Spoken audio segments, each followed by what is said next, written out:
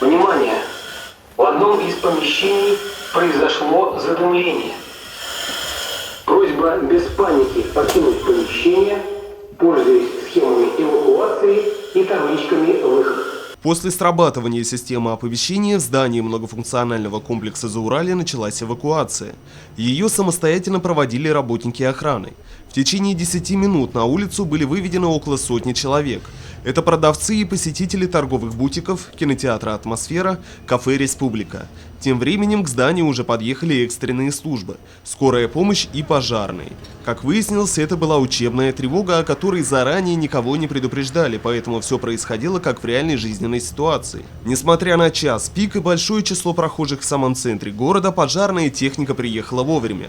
Первый экипаж прибыл уже через 5 минут.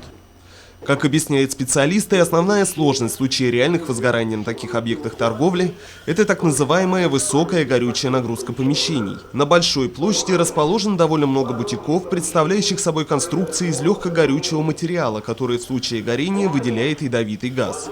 Кроме того, в здании практически весь день находятся сотни человек, и важно не допустить среди них травм и гибели в условиях большой задымленности и отключения электроэнергии. Все эти факторы, по словам организаторов учений, были учтены при разработке легенды условного пожара. Целью данной тренировки является проверка готовности объекта к чрезвычайным ситуациям, связанным с пожарами, а также привить умения и навыки арендаторам, которые находятся в данном помещении, тоже к действиям в чрезвычайных ситуациях.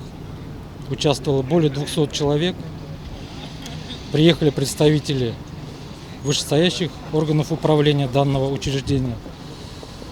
Цели тренировки в основном достигнуты, которые замечания выявлены, будут доведены до администрации, чтобы устранить их в кратчайшие сроки. По итогам условной чрезвычайной ситуации организаторы поблагодарили людей, принявших участие в комплексных учениях, а также отметили, что любая проверка вскрывает недостатки.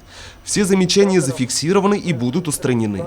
Учитывая, что подобное мероприятие впервые проводилось в многофункциональном комплексе, персонал заведения сработал довольно неплохо. Такие пожарно-тактические учения, позволяющие совершенствовать действия людей и экстренных служб, на днях пройдут и на других городских объектах. Ринат Музафаров, Айгуль Хамитова, Алик Кадыров, Любовь Карпова, телекомпания СТВ.